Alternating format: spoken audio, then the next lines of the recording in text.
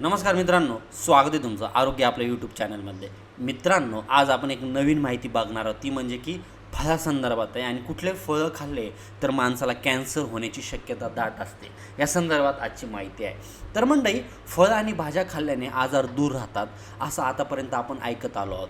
परंतु नुकत्याच university of southern California USCने केलेल्या एका रिसर्चने एका मोठ्या गोष्टीला धक्का दिला आहे. ह्या रिसर्चमध्ये असं संकेत मिळाले आहेत की ज्या तरुणांनी कधी धूम्रपान केलेलं नाही त्यांचा लंग कॅन्सरचा धोका वाढत आहे.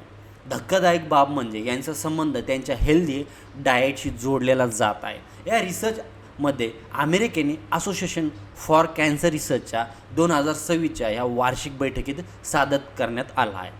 मंडळी, वैज्ञानिकांच्या म्हणणं असं आहे की फळं किंवा भाज्यामुळं त्रास होत नाही. खरे शत्रू पेस्टिसाइड्स, कीटनाशक आहेत जे पीक उगवण्यासाठी वापरले जातात. रिसर्चनुसार पारंपरिक पद्धतीने पिकवलेल्या पिकावर या केमिकलचा अवशेष शिल्लक राहतात.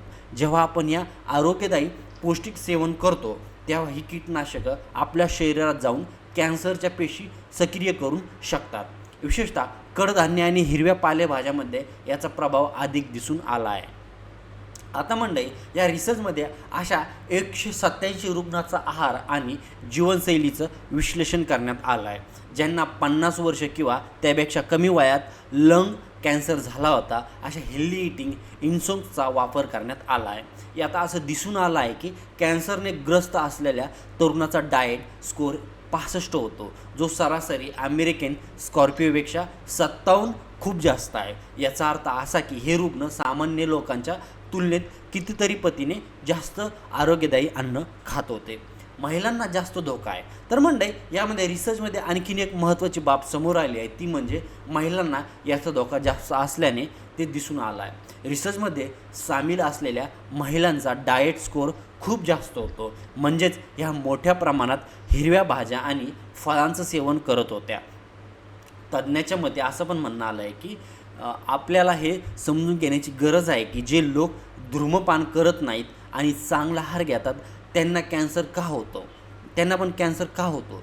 तर हवेतील प्रदूषण आणि अन्नातील केमिकल्स मिळून शरीरावर हल्ला करत यामुळे त्यांना हा कॅन्सर होतो का असा प्रश्न पडतो. तर म्हणजे सावधान राहणं याचा उपाय म्हणजे की संशोधकांनी असंही म्हटलं आहे की या सर्वेक्षणात सहभागी झालेले लोक सिलेक्टेड होतात, ज्यामुळे निकाल्समध्ये थोडा फरक दिसू शकतो. परंतु हा डेटा कीटनाशकाच्या धोक्याकडे नक्कीच लक्ष वेधतो. गेल्या रिसर्चमध्ये वायू प्रदूषण आणि हार्मोन संतुलन बिघडणारे केमिकल्स देखील कॅन्सरचं कारण असल्याचं सांगितलं गेलं होतं. आता यामध्ये अन्नाद्वारे शरीरात पोहोचणाऱ्या कीटनाशकांचा नावही जोडलं गेलं आहे. अशा परिस्थितीत ऑर्गॅनिक उत्पादनाची निवड करणे हा एक चांगला पर्याय ठरू शकतो. तर मंडळी, हे होतं कॅन्सर होण्याची दाट शक्यता. जी की तुम्ही फळं खातात किंवा जे तुम्ही धूम्रपान करता किंवा या ज्या गोष्टी करतात तर याची तुम्हाला दाट शक्यता असते. तर म्हणजे अशा प्रकारे जर तुम्हाला कॅन्सर नसेल होऊन द्यायचा किंवा कॅन्सर होण्याची जर शक्यता वाटत असेल तर तुम्ही ह्या फळांचं सेवन केलं पाहिजे किंवा हे फळं टाळले पाहिजे. तर मंडळी, ही होती छोटीशी माहिती कशी वाटली कमेंट करून नक्की कळवा. ही माहिती आपण ऑनलाईन घेतलेली, त्यामुळे एकदा डॉक्टरांचा सल्ला नक्की घ्या. धन्यवाद.